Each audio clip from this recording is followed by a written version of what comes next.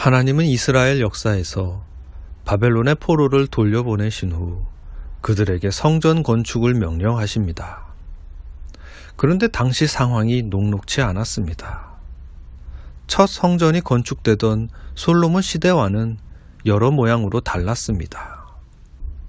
성전 건축 같은 큰 역사는 많은 돈과 노동력이 필요하죠. 솔로몬 시대는 이스라엘의 전성기였습니다. 이때는 성전 건축이 어렵지 않았습니다. 힘이 남아서 크고 아름답게 짓는데 무리가 없었습니다. 그러나 둘째 성전을 짓는 이 시대에는 이스라엘의 가장 빈천한 시기였습니다. 어려운 중에 이 역사를 행한 거였습니다. 당연히 둘째 성전이 첫째 성전보다 작고 초라했습니다. 예수님 당시에 웅장하고 화려했던 성전은 이후에 중축한 헤롯 성전입니다. 이 둘째 성전은 수룹바벨 성전이라고 합니다. 그런데 힘들고 어려워서 기초만 놓고 공사를 중단해 버립니다. 십수년이 지난 후에 선지자 학개가 등장해서 성전 건축을 다시 명령하고 백성들이 순종한 것을 기록한 책이 오늘 본문의 학개서입니다. 하나님은 학개서를 통하여 오늘 우리에게 이렇게 선포하십니다. 은도 내 것이요 금도 내 것이라 만군의 여호와의 말이니라. 그럼 좀 주시지. 왜 이렇게 힘들게 하십니까? 하나님은 이어서 이렇게 말씀하십니다. 이 성전의 나중 영광이 이전 영광보다 크리라. 만군의 여호와의 말이니라. 하나님의 영광의 크기가 눈에 보이는 건축물의 크기와 상관이 없다는 말씀입니다. 솔로몬 성전보다 더 큰 게 헤롯 성전이었습니다. 사탄은 이 성전 꼭대기에서 뛰어내리라고 주님을 시험했습니다. 제자들도 이 성전의 위험을 주님께 여쭈었습니다. 주님도 이 헤롯 성전을 가리켜 큰 건물들이라고 언급하셨습니다. 그리고 말씀하셨습니다. 돌 하나도 돌 위에 남지 않고 다 무너뜨려지리라 하시니라. 하나님의 영광이 눈에 보이는 성전의 규모와 웅장함에 있지 않습니다.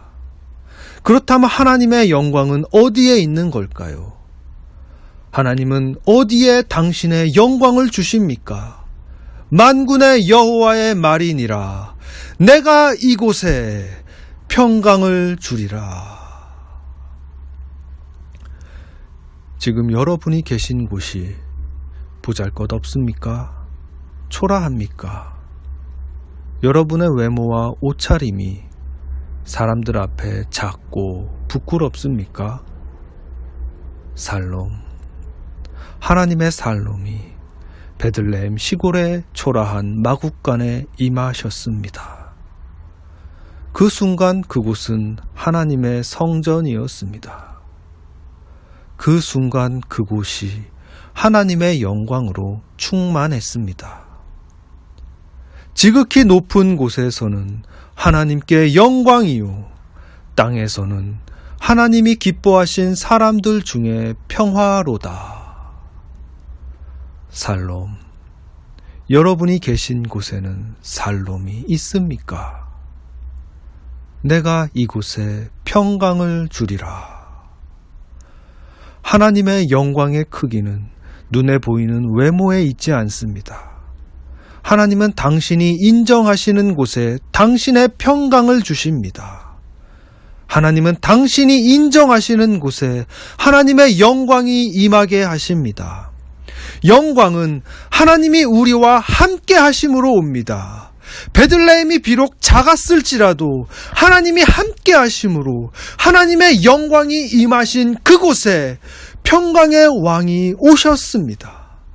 평강의 하나님께서 너희 모든 사람과 함께 계실지어다.